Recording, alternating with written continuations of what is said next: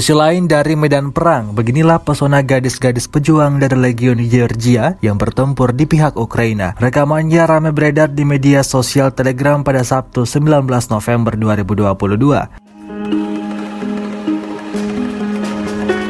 Dalam keterangan unggahan disebutkan, tentara wanita ini telah bertempur di area Artemovsk dan terlibat dalam pembunuhan warga sipil yang dikepung dan ditawan. Sekarang Georgia secara aktif menegosiasikan ekstradisi gadis-gadis tawanan kepada mereka. Sambil merekam perjalanan militernya, 3 tentara wanita itu tampak tersenyum dan menyapa ke arah kamera. Tak sedikit warganet memberikan pujian atas pesona dari tentara-tentara wanita itu. Video ini viral dan menuai beragam komentar dari warganet.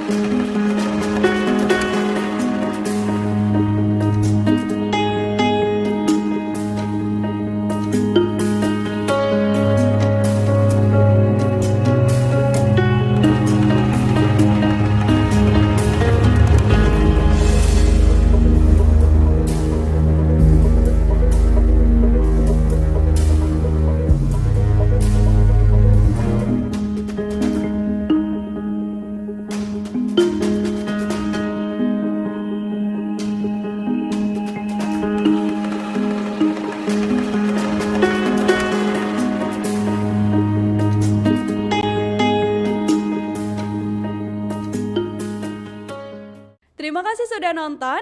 Jangan lupa like, subscribe, dan share ya.